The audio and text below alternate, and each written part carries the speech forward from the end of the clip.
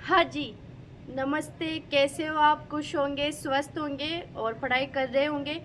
तो आज हम एक नया टॉपिक शुरू करने जा रहे हैं, तो आपका पूरा फोकस बोर्ड पर होना चाहिए। तो आज हम क्या शुरू करने जा रहे हैं? आज हम शुरू करने जा रहे हैं मानव की अंतःस्रावी ग्रंथियाँ, यानी मानव के अंदर जो अंतःस्रावी ग्रंथियाँ होती है, दो प्रकार की ग्रंथियाँ होती है, अंतःस्रावी ग्रंथि और बाह्य स्रावी ग्रंथि। मैं आपको दोनों प्रकार की ग्रंथि पढ़ाऊंगी। पहले हम जो पढ़ने जा रहे हैं वो पढ़ने जा रहे हैं अंतःस्रावी ग्रंथियाँ। अंतःस्रावी ग्रंथियां हम देखते हैं कि हमारे शरीर में कितने प्रकार की अंतःस्रावी ग्रंथियां पाई जाती है। तो ये जो डायग्राम है ये है एक मानव का डायग्राम, एक इंसान का डायग्राम, जिसमें से जो ये है हमारा ब्रेन। हम ये क्या है? हमारा ब्रेन है, मस्तिष्क है। और इस मस्तिष्क के दो भाग होते हैं। हमारा जो मस्तिष्क है उसके दो भाग होते हैं। जो पहला भाग होता है यानी मस्तिष्क के अंदर जो होता है उसको हम कहते हैं हाइपोथैलेमस। आपने उसका नाम जरूर सुना होगा। हाइपोथैलेमस जो होता है उसके अंदर एक ग्रंथि पाई जाती है जिसको हम कहते हैं पीयूष ग्रंथि। और हाइपोथैलेमस के बाहर जो ग्रंथि पाई जाती है उसको हम कहते हैं पीनियल ग्रंथि। यानी जो ग्रंथि हाइपोथैलेमस के अंदर पाई जाती है उसको हम क्या कहते हैं? पीयूष ग्रंथि। और बाहर जो पाई जाती है ब्रेन के अंदर उसको हम कहते हैं पीनियल ग्रंथि। उसके बाद जब हम नीचे आते हैं यानी गर्दन में जब हम आते हैं तो हमारे गर्दन में एक ग्रंथि पाई जाती है जिसे हम क्या कहते हैं? थायराइड ग्रंथि। क्या कहते हैं? थायराइड ग्रंथि। और थायराइड ग्रंथि की दो लेफ्ट साइड और दो राइट साइड चार ग्रंथियां और पाई जाती है जिसको हम क्या कहते हैं? पैराथायराइड ग्रंथि। क्या कहते हैं? पैराथायराइड ग्रंथि। उसके बाद हम और नीचे आते हैं तो हमारे अंदर क्या आते हैं? लंस आते हैं, फेफड़े आते हैं। तो हमारे अंदर दो लंस होती है, दो फेफड़े होते हैं और उन दोनों लंस के मध्य एक ग्रंथि और पाई जाती है जिसको हम कहते हैं थाइमस ग्रंथि। क्या कहते हैं? थाइमस ग्रंथि। उसके बाद हम और देखते हैं कि हमारे शरीर में हृदय भी पाया जाता है, हार्ट भी पाया जाता है। उसके बाद एक ग्रंथि और देखते हैं जिसको हम कहते हैं अग्नाशय ग्रंथि। अग्नाशय ग्रंथि वो ग्रंथि जो बाह्य स्रावी भी है और अंतःस्रावी भी ग्रंथि भी है। उसके बाद हम देखते हैं हमारे शरीर में पाया जाता है यकृत, लीवर। उसके बाद देखते हैं कि हमारे शरीर में दो किडनी पाई जाती है और हमारी जो किडनी होती है उसके ऊपर एक प्याली नुमा संरचना होती है जिसको हम क्या कहते हैं? अधिवृक्क ग्रंथि कहते हैं या एड्रिनल ग्लैंड कहते हैं। उसके बाद हम देखते हैं कि जो अंडाशय होता है, जो ओवेरी होती है वो फीमेल में पाई जाती है। ओनली किस में पाई जाती है? ओनली फीमेल में पाई जाती है। और जो टेस्टिस होते हैं वो ओनली मेल में पाए जाते हैं, ओनली मेल में पाए जाते हैं। तो इतना हम देखते हैं। तो आप एक बार इसका स्क्रीनशॉट ले लो ताकि हम आगे बढ़ते हैं। फिर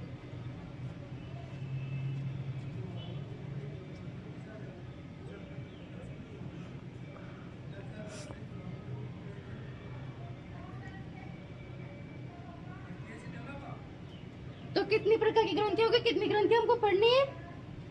हमको 11 ग्रंथियां पढ़नी है। टोटल कितनी ग्रंथियां पढ़नी है? 11 ग्रंथियां पढ़नी है। उसके अलावा जो हृदय हो गया, हाइपोथैलेमस हो गया, ब्रेन हो गया, ये सब टॉपिक भी मैं आपको पढ़ाऊंगी। तो आपने इसका स्क्रीनशॉट ले लिया होगा। अब हम आगे बढ़ते हैं।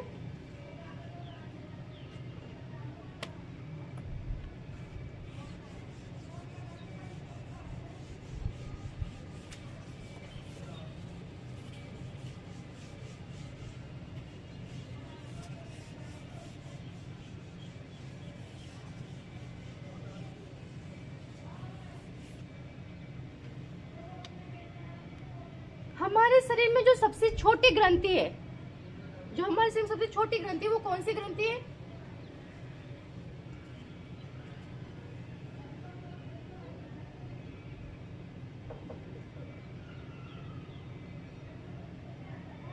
वो ग्रंथि है पीनियल ग्रंथि। आपने नाम सुना होगा, पीनियल ग्रंथि।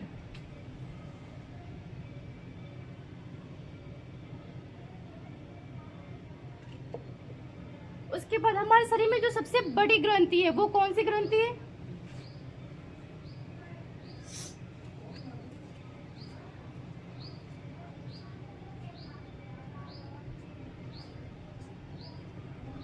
तो हमारे शरीर में जो सबसे बड़ी ग्रंथि है वो है यकृत। कौन सी है? यकृत।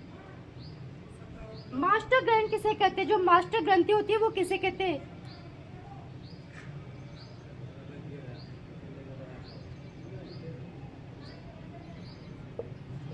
तो ये हम कहते हैं पीयूष ग्रंथि को। किसको कहते हैं? पीयूष ग्रंथि को।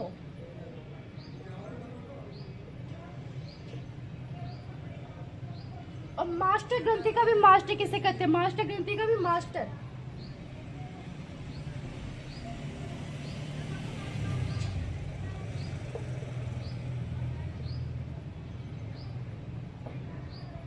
मास्टर ग्रंथि का भी मास्टर किसे कहते हैं? हाइपोथैलेमस को। किसको कहते हैं? क्योंकि हाइपोथैलेमस के अंदर ही पीयूष ग्रंथि पाई जाती है, मैंने आपको पहले बताया था।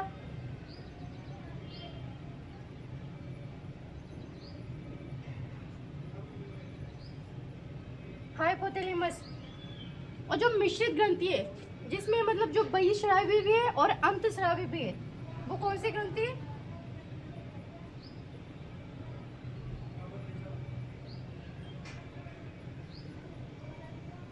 वो है अग्नाशय ग्रंथि। कौन सी? अग्नाशय। अग्नाशय ग्लैंड।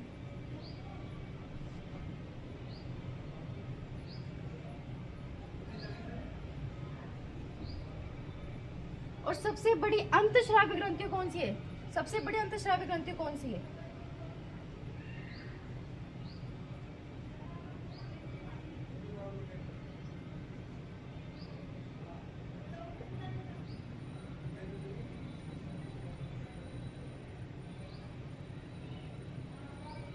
कौन सी सबसे बड़ी अंतःस्रावी ग्रंथि? तो वो है थायराइड ग्रंथि। कौन सी? थायराइड, जो मैंने आपको बताया था कि गर्दन में पाई जाती है हमारे।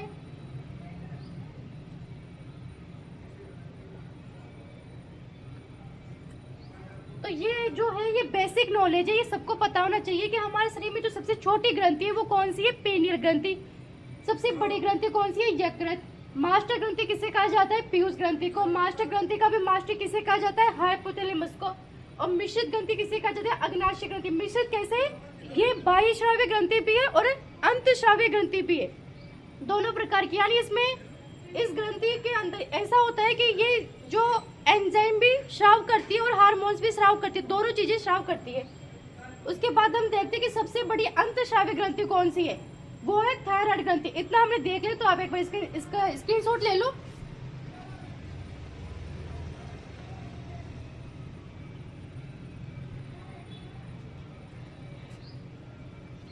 ये सारी ग्रंथियां हम बड़े डिटेल में पढ़ेंगे, एक एक करके।